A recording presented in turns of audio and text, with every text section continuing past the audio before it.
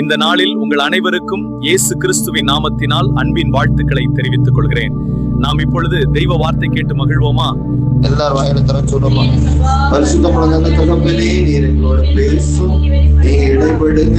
அந்த வார்த்தையை நாங்கள் கேட்க நாங்கள் ஆயத்தமா இருக்கிறோம். எங்களை தாழ்த்தி நாங்கள் ஜெபிக்கிறோம். நல்ல பிதாவே, ஆமென். அல்லேலூயா. சரி, அப்போ இந்த நாள்ல நம்ம சுத்திகரிப்பதற்கு முன்பாக நம்ம வேதத்துல இருந்து சில வார்த்தைகளை நம்ம கவனிக்க போகிறோம். வேதத்திற்கு கொள்ளலாமா? நம்ம சங்கீதத்தின் புஸ்தகம் 48வது அதிகாரம் 14வது வசனத்தை ஒருவர் படிக்கலாம். ஆண்டவர் ஒரு வாக்குத்தத்தத்தை கொடுக்கிறார். சுத்திகரிப்பதற்கு முன்பாக நம்ம சுத்திகரித்தா எப்படி ஆண்டவர் கூட இருப்பான்னு சொல்லிட்டு ஒரு வாக்குத்தத்தத்தை கொடுக்கிற பாருங்க. ஆமா, 48:14 எடுத்தவங்க படிங்க. இந்த தேவன் என்றென்றைக்கும் உள்ள சதா காலங்களிலும் நம்முடைய தேவன் மரண பரியந்தம் நம்ம நடத்துவார். தேவனுடைய ஜனம், கர்த்தருடைய பிள்ளைங்க சுத்திகரிக்கப்பட்டா ஆண்டவர் என்ன செய்வார்? மரண பரியந்தம் நடத்துவார். அல்லேலூயா. விசுவாசிக்கிறீங்களா? நீங்க சில சூழ்நிலையில வேதனைகள்ல ஆண்டவர் நடத்துவதை நம்ம உணர முடியல. சில வேளையில ஆண்டவர் என் கூட இருக்கிறாரா இந்த பிரச்சனைன்னு சொல்லிட்டு உணர முடியல. ஆனா வேதம் தெளிவா சொல்லுது, மரண பரியந்தம் நடத்துவேன். இந்த பிரச்சனையில, இந்த போராட்டத்துல, இந்த அவமானத்துல, இந்த நெருக்கத்துல ஆண்டவர் என்ன செய்வாராம்? மரண பரியந்தம் நம்மளை நடத்துவார். அப்ப ஆண்டவர் நம்மள மரண பரியந்தம் நம்மளை நடத்தணும்னா நம்ம வாழ்க்கை எப்படி இருக்கணும், நம்ம எப்படி சுத்திகரிப்புக்கு ஒப்பு கொடுக்கணும்னு சொல்லி பார்க்கும்போது வேதத்திற்கு நம்ம நீதிமொழிகளின் புஸ்தகம் 11:12 கர்த்தருடைய நாமம் மேம்படட்டும். 12 மதிகெட்டவன் பிறனை அவமானப்படுத்துகிறான், புத்திமானோ தன் வாயை என்ன செய்து கொண்டு இருக்கிறான்? மதிகெட்டவன் பிறனை என்ன செய்யறான்? அவமதிக்கிறான். வேதம் தெளிவா சொல்லுது, மதிகெட்டவர்களா நம்ம இருக்கக்கூடாது. எப்படி இருக்கக்கூடாது? ஆமா, நம்ம சுத்திகரிக்கப்படுவதற்கு நம்ம இன்னைக்கு எப்படி இருக்கக்கூடாது? மதிகெட்டவர்களா இருக்கக்கூடாது. வசனத்தை மறுபடியும் ஒரு வாசனை ஒரு விஷயம். மதிகெட்டவன் பிறனை அவமதிக்கிறான், புத்திமானோ தன் வாயை அடக்கி கொண்டிருக்கிறான். அப்ப இன்னைக்கு ஆண்டவர் சொல்ற ஒரு சுத்திகரிப்பதற்காக முதலாவது தேவன் என்ன செய்யணும்னா, தேவன் நம்மளுடைய நாவை நம்ம அடக்குறதுக்கு ஒப்பு கொடுக்கணும். தேவனுக்குள்ள உங்க நாவை அடக்குறதுக்கு பலருடைய நாவல் என்ன இருக்குது?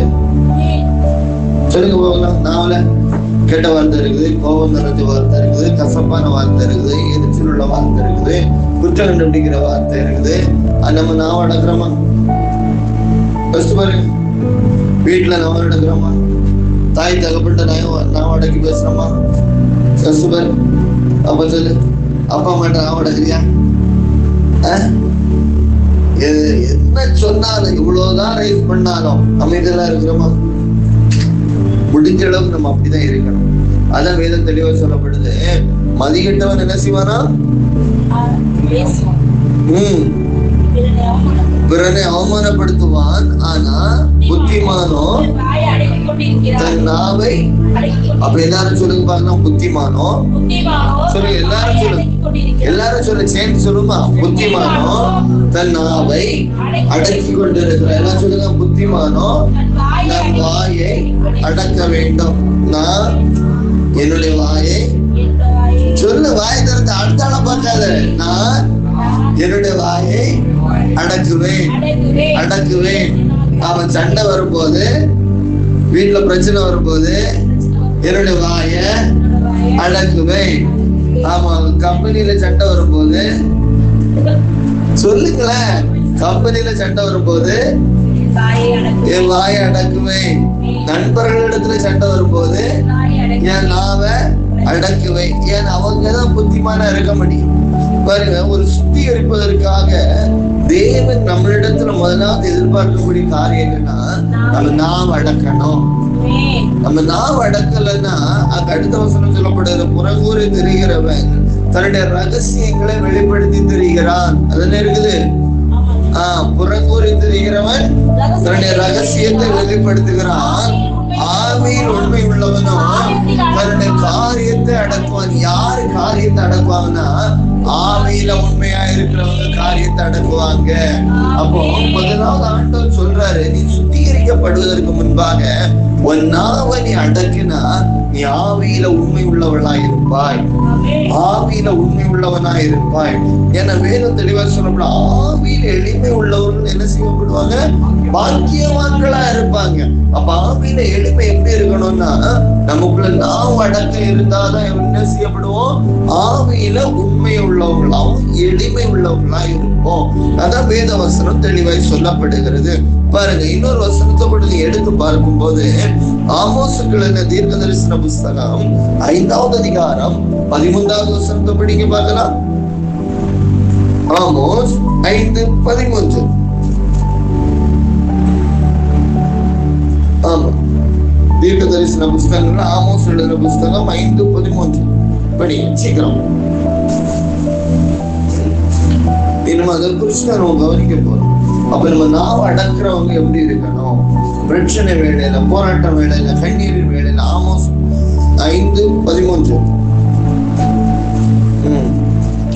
எப்படி நம்ம வாழ்க்கை இருக்கணும், எப்படி நம்ம குடும்பம் இருக்கணும், எப்படி நம்ம பிரச்சனைகள் மத்தியில நம்ம இருக்கணும் சொல்லிட்டு அந்த வசனம் இப்படியாக தெளிவாக சொல்லப்படுகிறது. படிங்க. ஆகையால் புத்திமான் அந்த காலத்திலே எப்படி இருக்குமா? மௌனமா இருக்க வேண்டும். அல்லேலூயா. அப்போ இந்த நாவை அடக்கிறவங்க எப்படி இருக்கணுமா? மௌனமா இருக்க வேண்டும். பிரச்சனை வேலையில எப்படி இருக்கணும்? ஆமா, ஒருத்தர் பிரச்சனை பண்றாங்களா அந்த நேரத்துல அமைதியா இருக்கு.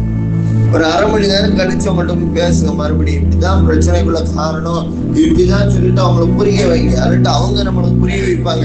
அதுக்கப்புறம் நம்ம என்ன செய்ய முடியும்? ஒரு தீர்மானங்கள் எடுக்க முடியும். சும்மா நம்ம பிரச்சனை இருக்கிற வேலையில நம்மளே சண்டைப்பட்டுட்டு, நம்மளே வேதனைப்பட்டுட்டு, நம்மளே தேவையில்லாத காரியத்தை யோசிச்சுட்டு இருந்தோம்னா நம்ம நாம என்ன செய்ய முடியாது? அடக்க முடியாது, மௌனமா இருக்க முடியாது. அதனால ஆண்டவர் சொல்றாரு, நீ இந்த நாள்ல மௌனமா இருக்க வேண்டும். நீ சுத்திகரிக்கப்படுவதற்கு முதலாவது நாவ மௌனமாய் மாற்றிக்கொள். நாவ மௌனமா இருக்கணும். என்னோட வார்த்தை எப்படி வருது? கோபம் வந்துச்சுன்னா என்னென்ன வார்த்தை பேசுறோம்? சண்டை வந்துச்சுன்னா என்னென்ன வார்த்தை வீட்டுக்குள்ள பேசுறோம்? புருஷன்ட்ட என்ன வார்த்தை பேசுறோம்? மனைவிட்ட என்ன வார்த்தை பேசுறோம்? ஆனா வேதத்துல சொல்றது எப்படி இருக்குமா? மௌனமா இருக்கணும். வேதத்துல ஒரே ஒரு நபர் மௌனமா இருந்த சூழ்நிலைய நான் உங்களுக்கு காண்பித்து நம்ம அப்படி ஜெபிக்கலாம். வேத திருப்பி கொள்ளாமா? லூக்காவின் புஸ்தகம். ஆண்டவராய் இயேசு கிறிஸ்து உபத்திரவத்தின் வேளையில, நெருக்கத்தின் வேளையில அவர் மௌனமா இருந்தார். எப்படிப்பட்ட வேளையில அவர் மௌனமா இருந்தார்? நல்லா கவனமா கவனிங்க. லூக்காவின் சுவிசேஷம் 23வது அதிகாரம் 8 மற்றும் 9வது வசனத்தை ஒருவர் படிக்கலாம். ஆமா, 8 மற்றும் 9. ஏரோது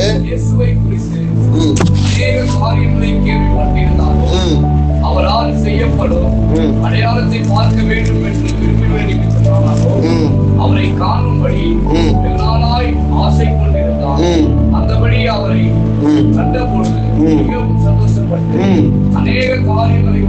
அநேக காரியங்களை குறித்து அவரிடத்திலே வினாவினான். அவர் மறுமொழியாக அவனுக்கு ஒன்றுமே சொல்லவில்லை. அல்லேலூயா. நல்ல கவனமா கவனிக்கணும். இங்க ஏரோது என்கிற ஒரு ராஜா இருக்கிறாரு. இந்த ராஜா இயேசு கிறிஸ்துவ பற்றி நல்லா கேள்விப்பட்டிருக்கிறாரு. இப்போ பிளாத்து இடத்துல கொண்டு போயிட்டு பிளாத்து மறுபடியும் ஏரோது இடத்துல அனுப்பிவிடும் பொழுது இந்த ஏரோது இயேசு செய்த அற்புதங்களையும் அடையாளங்களையும் கேள்விப்பட்டு என்ன பண்ணி இருக்கிறாருன்னா, ஆமா, அவர் ரொம்ப நாளா பார்க்கணும் சொல்லி ஆசைப்பட்டு அவரிடத்துல நிறைய கேள்வி கேட்கணும் சொல்லி என்ன பண்ணி இருக்கிறாரு? இருதயத்துல நினைத்து கொண்டு ஏரோது என்ன பண்றாரு? தன்னுடைய இருதயத்தோட கேள்விகள் எல்லாம் கேட்கிறாரு. என்ன பண்றாரு? இருதயத்தில் உள்ள கேள்விகள் எல்லாம் கேட்கிறார்.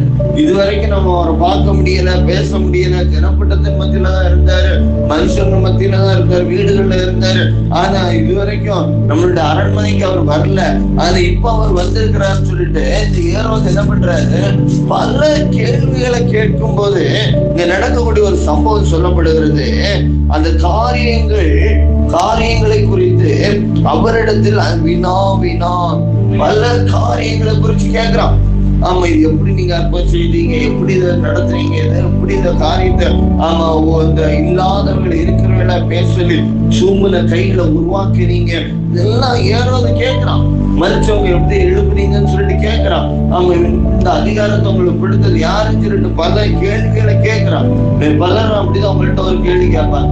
நம்ம என்ன சொல்லுவோம்னா 10 காரியம் பேசாம இருப்போம், 11வது ஒரு வார்த்தை மட்டும் வந்த உடனே நம்ம என்ன செஞ்சிருவோம், ஆமா ஒரு வார்த்தையா நம்ம பேசுவோம்.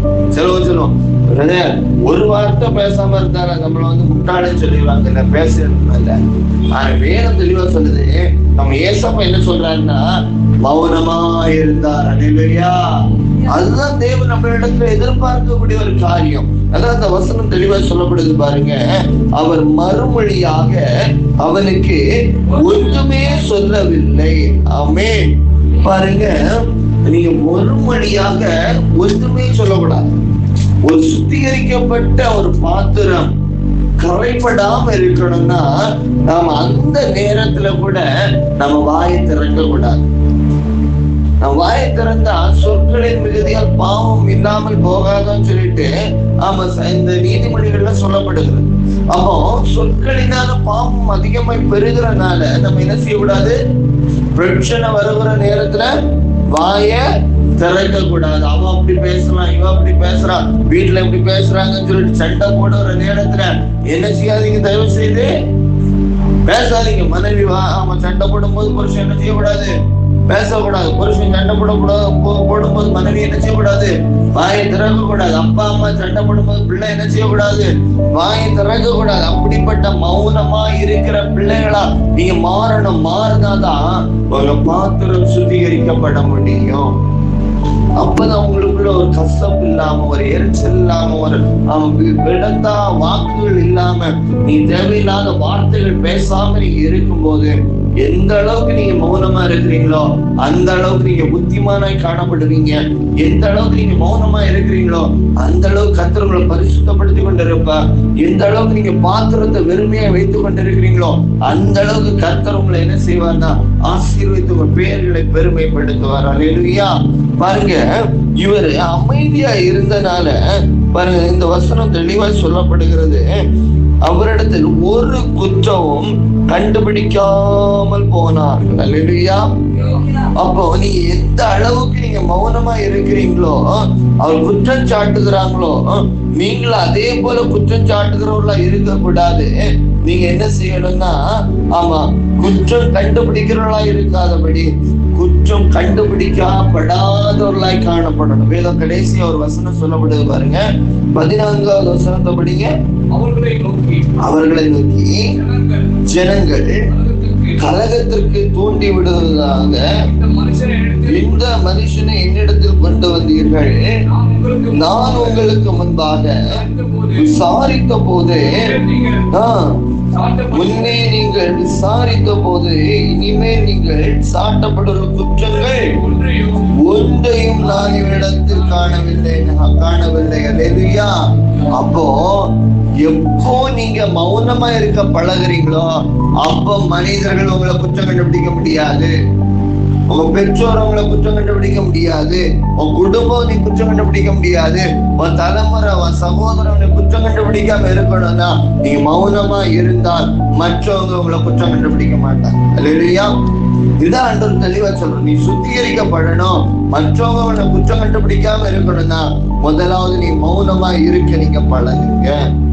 நீங்க மௌனமா இருக்க பழகும் பொழுது வேதத்துல ஒரே ஒரு ஆசீர்வாதத்தை சொல்லி நான் ஜெபிக்க போறேன். பாருங்க, இந்த வெளிப்படுத்தல் விசேஷம் 3வது அதிகாரம் 21வது வசனத்தை படிங்க.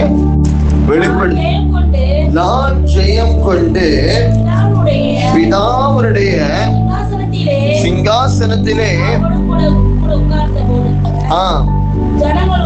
ஜனங்களும் ஜெயம் கொள்ளுகிறவனோ எவனோ என்னுடைய சிங்காசனத்தில் ஜெயம் கொள்ளுகிற எவனோ என்னுடைய சிங்காசனத்தில் என்னோடு கூட உட்காரும்படியாக அருள செய்வேன். அல்லேலூயா. ஆண்டவர் ஒரு வாக்குத்தத்தத்தை கொடுக்கிற என்னன்னா, நீ மௌனமா இருந்தா, அவரை போல மௌனமா இருந்தா, பிரச்சனை வேளையில மௌனமா இருந்தா, உபத்திரவத்தின் வேளையில மௌனமா இருந்தா, நெருக்கத்தின் வேளையில மௌனமா இருந்தா, பணம் இல்ல பொருளாதாரம் இல்லைன்னு சொல்லிட்டு புலம்பாம நீ மௌனமா இருந்தா, வீட்டு பிரச்சனை கடன் பிரச்சனை சொல்லிட்டு புலம்பாம நீ மௌனமா இருந்தா, பிள்ளைங்க பிரச்சனை, ஆமா சொந்த பந்தத்துல உள்ள பிரச்சனை, சொத்து பிரச்சனை சொல்லி ஆமா புலம்பாம நீ மௌனமா இருந்தீங்கன்னா, ஆண்டவர் சொல்றாரு, நான் வரும்பொழுது நீ ஜெயம் கொள்கிறவனாய் காணப்பட்டா, நீ என்னுடைய சிங்காசனத்துல நீ என்னோடு உட்காரும்படியாக நான் உனக்கு அருள செய்வேன். இல்லையா? எவ்வளவு பெரிய ஒரு பாக்கியம் பாருங்க. இந்த பாக்கியத்தை நம்ம பெற்றுக்கொள்ளணும்னா நம்ம சில காரியத்துல நம்ம மௌனமா இருக்குதான், சில காரியத்துல நம்ம விட்டு கொடுத்துதான். விட்டு கொடுத்தீங்கன்னா கெட்டு போக மாட்டீங்க. ஆமா, எல்லாரும் உங்களை அவமானப்படுத்தலாம், எல்லாரும் உங்களை வேதனைப்படுத்தலாம், எல்லாரும் 4 பேருக்கு முன்னால உங்களை வேதனைப்படுத்தி அவன் என்னென்ன பேச வேண்டுமோ அத்தனை காரியத்தையும் பேசலாம். ஆனா நீங்க அந்த இடத்துல மௌனமா இருந்து பாருங்க, கர்த்தர் உங்கள் பாவங்களை மன்னிப்பார். கையும் களவுமா அவன் விபச்சாரியான ஸ்திரீ இயேசுவிடத்துல மௌனமா இருந்தனாலதான் இயேசு சொன்னார், இனி நீ பாவம் செய்யாத. அப்படி அவனை அனுப்பி விட்டுட்ட. நல்ல சந்தோஷமா வாழ்ந்த. காரணம் என்னன்னா, அவன் அந்த இடத்துல எதிர்த்து பேசல, குற்றம் கண்டுபிடிக்கல. அவன் தான் இது காரணம், இவன் தான் இது காரணம் சொல்லிட்டு குற்றம் கண்டுபிடிக்கல. அந்த இடத்துல ஒரு பெண் மௌனமா இருந்தனால அவருடைய பாவங்கள் மன்னிக்கப்பட்டது. அநேகர் வெட்கப்பட்டு போறாங்க அந்த இடத்துல. அதே போல நீங்க இந்த இடத்துல மௌனமா இருக்க உங்க வாழ்க்கையை அர்ப்பணிச்சீங்கன்னா, ஆண்டவர் சொல்றார், உங்க முன்னால யார் யாரெல்லாம் கை நீட்டி பேசினாங்களோ, குற்றம் கண்டுபிடிச்சாங்களோ அத்தனை பேரை வெட்கப்பட்டு போயிடுவாங்க. நீங்க ஜெயம் கொள்ளுகிற பிள்ளைகளா நீங்க மாற்றப்படுவீங்க. எல்லாரும் கண்களை மூடலாமா? இன்னைக்கு நான் இதுவரைக்கும் நான் மௌனமா இல்லாம நான் எதிர்த்து பேசி குற்றம் கண்டுபிடித்திருந்தேன்னா, எசப்பா என்னை மன்னிங்க, இன்னைக்கு என்னை சுத்திக்கிறீங்க, நான் குற்றமற்றவளா நான் காணப்படணும். இன்னைக்கு நான் வீட்டுக்கு போகும்போது அப்ப ஒரு மாற்றம் என் வாழ்க்கையில உண்டாகணும். என் இருதயத்துல இன்னைக்கு ஒரு வேளை கசப்பு இருக்கலாம், அது தேவையில்லாத சிந்தனைகள் இருக்கலாம், தேவையில்லாத நினைவுகள் இருக்கலாம். இன்னைக்கு அதெல்லாம் என்னிடத்துல இருந்து எடுத்து போடுங்க. இதெல்லாம் என்ன இடத்துல இருந்து எடுத்து போடுங்க. சத்தியத்தை கேட்கறது மாத்திரமல்ல, சத்தியத்தின்படி நடக்கிறவளாக, சத்தியத்தின்படி வாழ்கிறவளாக இன்னைக்கு என் வாழ்க்கையை நான் ஒப்பு கொடுக்குறேன்னு சொல்லி இன்னைக்கு நீங்க ஒப்பு கொடுப்பீங்களா? எல்லாரும் கண்களை பரிசுத்த தேவனுடைய முகத்தை நோக்கி பாருங்க. என் பாத்திரம் நீ சுத்திகரிக்கப்பட, என் பாத்திரம் நீ சுத்திகரிக்கப்பட. கற்சாடிகள் வெறுமையாக்கப்பட்ட பிறகுதான் ஆண்டவர் கற்சாடிகள் ஆசீர்வதிச்சார். இன்னைக்கு நீங்க மௌனமா இருந்து கற்சாடிகள் வெறுமையாக்கப்பட்ட பொழுதுதான் ஆண்டவர் குடும்பத்தை ஆசீர்வதிக்க முடியும். எப்ப மௌனமா இருக்கிறது ஒப்பு கொடுக்கிறீங்க, எப்ப தேவையில்லாத காரியத்தை யோசிக்கிறது, ஆமா தன்னுடைய இருதயத்தை இடம் கொடுக்காம வாழ்க்கையை கர்த்தருக்கு ஒப்பு கொடுத்து வீண் சிந்தனைகளை நான் வெறுத்து நான் கர்த்தரிடத்துல நான் பிரியமா இருப்பேன், வேதத்துல நான் பிரியமா இருப்பேன்னு சொல்லி என்னைக்கு நீங்க உங்க வாழ்க்கையை அர்ப்பணிக்கிறீங்களோ, இன்று முதல் ஆமா நாளே இல்லை, இந்த நாள்ல ஒரு ரட்சணிய நாள், இன்று முதல் உங்க வாழ்க்கையில ஒரு சுத்திகரிப்பு ஆண்டவர் கொடுக்க போகிறார். உங்க வாழ்க்கையில தேவன் ஒரு சுத்திகரிப்பு கொடுக்க போறார். ஆமா, முந்தின ரசத்தை காட்டிலும் நீங்க பிந்தின ரசமா இருந்து கர்த்தருக்கு கனி கொடுக்க போறீங்க, கர்த்தருக்கு கனி கொடுக்க போறீங்க. எல்லாரும் இருதயத்தை ஒப்பு கொடுப்பீங்களா? ஆண்டவருக்கு முன்பாக தன்னுடைய இருதயத்தை அர்ப்பணிப்பீங்களா? நீங்க முந்தின ரசத்தை பார்க்கலாம், பிந்தின ரசமாக அநேகர் புரோஜனம் உள்ள பாத்திரமாக, அநேகர் புரோஜனம் உள்ள ரசமாக, அநேகர் ஆச்சரியப்படாத ரசமாக கர்த்தர் உங்களை மாற்ற போகிறார். உன் குடும்பத்துல, உன் வீட்டுல, உன் சமுதாயத்துல, உன் ஜனங்கள் மத்தியில, உன் சகோதரர் மத்தியில, உன் வீட்டுல பெரியவங்க மத்தியில கர்த்தர் உங்களை சாட்சியாக கர்த்தர் உங்களை எழுப்ப போகிறார். இன்னைக்கு ஆண்டவர்கிட்ட ஒப்பு கொடுப்பீங்களா? என்ன பிரச்சனை வந்தாலும், என்ன நெருக்க வந்தாலும், யார் மூலமா இந்த பிரச்சனை வந்தாலும், எந்த மனுஷன் மூலமா இந்த அவமானங்கள் எனக்கு வந்தாலும், நான் இனி மௌனமா இருப்பேன். என்று சொல்லி உங்க வாழ்க்கை ஒவ்வொரு ஒவ்வொருவர் மேலும் கர்த்தருடைய ஆவியானுடைய வல்லமை இறங்கி வருவதாக, ஆவியானுடைய வல்லமை இறங்கி வருவதாக. தகப்பனே, நீங்க எப்படி மௌனமா இருந்தீங்களோ, நீங்க எப்படி மௌனமா இருந்தீங்களோ அப்பா, பல கேள்விகளை என்னிடத்துல கேட்டு அப்பா, நான் ஞானியா இருக்க நான் விரும்பலப்பா, நான் ஞானவானா பேச நான் விரும்பலப்பா, நான் மௌனமா இருக்க நான் விரும்புறேன். உங்க போல மௌனமா இருக்க நான் விரும்புறேன், உங்க போல மௌனமா இருக்க நான் விரும்புறேன்னு சொல்லி இயேசுவை போல மாற ஒப்பு கொடுப்பீங்களா? இயேசுவை போல மாற ஒப்பு கொடுப்பீங்களா? ஒப்பு கொடுக்கிற ஒவ்வொருவர் மேலும் கர்த்தருடைய ஆவியானுடைய வல்லமை இறங்கி வருவதா, ஒவ்வொருவர் மேலும் கர்த்தருடைய ஆவியானுடைய வல்லமை இறங்கி வருவதாக. நீ உங்க பாத்திரங்களை வெறுமையாக்கி இன்னைக்கு உங்க பாத்திரங்களை சுத்திகரிப்பதற்கு நேராக நீ நான் மௌனமா இருப்பேன்னு சொல்லி அர்ப்பணிக்கிற ஒவ்வொருவர் மேலும் தேவ ஆவியானுடைய கரம் ஒவ்வொருவரும் மூடும்படியாக, ஒவ்வொருவரையும் மூடும்படியாக தேவ பிரசன்னத்துல நீங்க நிரப்புங்க அப்பா. இனிமேல் அப்பா, ஒவ்வொருத்தங்களும் என்கிட்ட பேசுகிற பேச்சுக்கு நான் எதிர்த்து பேசாம, வீணான வார்த்தைகளை நான் பேசாம அப்பா, நான் பேசி அவங்களோட இருதயத்துல நான் சந்தோஷப்படுது, நான் அப்பா மகிழ்ச்சி அடைய வைக்கிறேன் நான் நினைக்காதபடி இந்த நேரத்துல நான் மௌனமா இருக்க நான் ஒப்பு கொடுக்கிறேன்ப்பா. நீங்க விரும்புகிற ஒரு வாழ்க்கையில நான் வாழ, நீங்க விரும்புகிற ஒரு வாழ்க்கையில நான் வாழ என் வாழ்க்கை அர்ப்பணிக்கிறேன்னு சொல்லுவோம், என் வாழ்க்கை அர்ப்பணிக்கிறேன்னு சொல்லுவோம். பிரச்சனை வேளையில நான் மௌனமா இருப்பேன், நெருக்கத்தின் வேளையில நான் மௌனமா இருப்பேன், வீட்டுல உள்ள சூழ்நிலைகள்ல நான் மௌனமா இருப்பேன் அப்பா, குடும்ப சண்டைகள்ல நான் மௌனமா இருப்பேன், எந்த அவமானத்துல நான் மௌனமா இருப்பேன் சொல்லி ஒப்பு கொடுக்குற ஒவ்வொரு மேலும் கர்த்தர் அப்பாவுடைய கரத்தை நீட்டி ஆசீர்வதிங்க. இந்த பிள்ளைகளின் பேரை பெருமைப்படுத்துங்க. நாளை தினத்தில் உள்ள கூட்டத்தை கர்த்தர் பொறுப்படுத்திக் கொள்ளும். இயேசுவின் மூலம் ஜெபிக்கிற பிதாவே.